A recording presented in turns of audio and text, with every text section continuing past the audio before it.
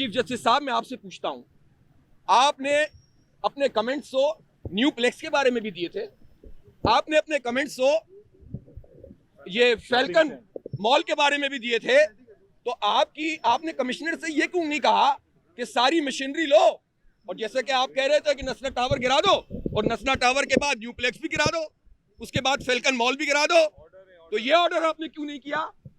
Justice साहब, ऐसा ना करें कि लोग अदलिया के मुकाबले पर आकर खड़े हो जाएं। वो सबक आपको पढ़ाएं जो आप सबको पढ़ लेना चाहिए था अब तक, जो किताबें खोलनी चाहिए थी।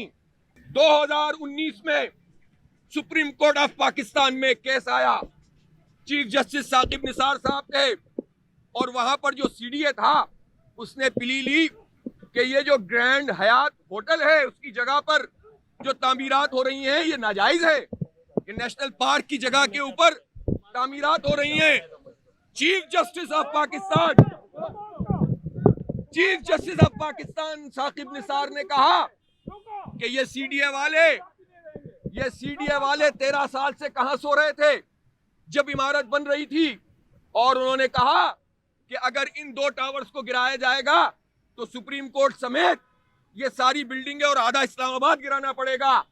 आप जरा अल्फाज पे गौर करें, एक ही अदालत है, एक ही मुल्क है, एक ही आईन है, एक ही कानून है, और चीफ जस्टिस होता है, चाहे वो साकिब निसार हो या जस्टिस गुलजार हो।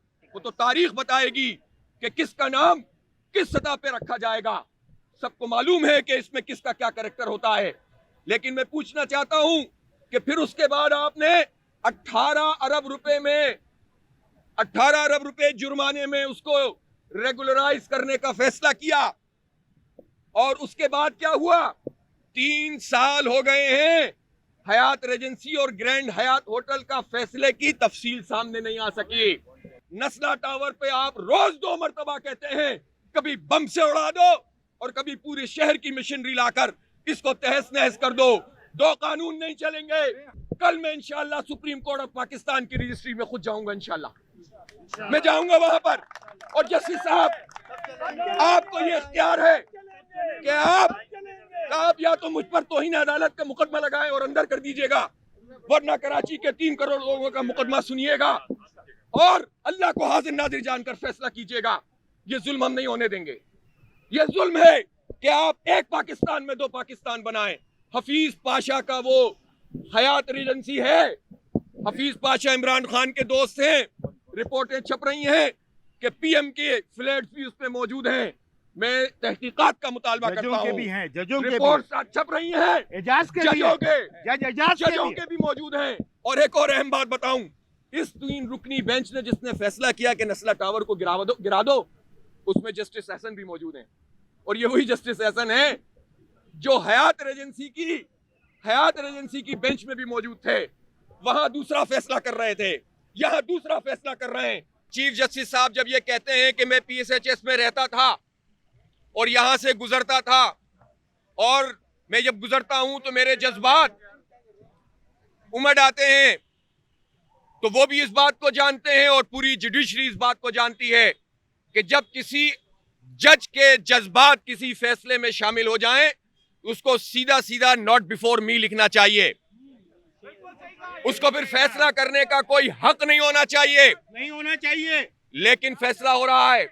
पहले शारे फैसल की जो चौड़ाई है वो 280 फीट थी, और बाद में इसको 240 किया गया था, जिसके नतीजे में बिल्डिंग्स बनी थी।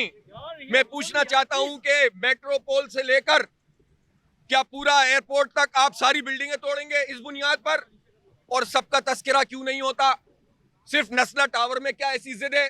मैं पूछना चाहता हूं, आप शहर कराची की बात करते हैं, 6 साल से के इलेक्ट्रिक के खिलाफ आपकी अदालत में केसेस मौजूद हैं, और सुप्रीम कोर्ट को फुर्सत नहीं है कि वो उन केसों को सुन चुके, इसलिए कि के इलेक्ट्रिक एक बहुत ताकतवर माफिया है। जस्टिस गुलजार साहब, आपने अपने तमाम कागजात देखते हुए अगर कोई जगह ली हो और आपने देखा हो कि उसमें तमाम तर एनओसीज मौजूद हैं, और फिर आप पूरी पेमेंट कर दें, आपकी तो तनख्वाह भी ज्यादा है, आपकी तो मराहत भी ज्यादा है, लेकिन आप भी अगर तमाम एनओसीज देखकर किसी जगह पर फ्लैट बुक कराएंगे या जगह खरीदेंगे और कोई उस वक्त का चीफ जस्टिस आकर आपके बच्चों के सामने आपके घर को तोड़ रहा होगा, तो आप बताएं आप पर और आपके बच्चों पर और आपके पोता पोती और आपके नवासे नवासियों पे क्या गुजरेगी।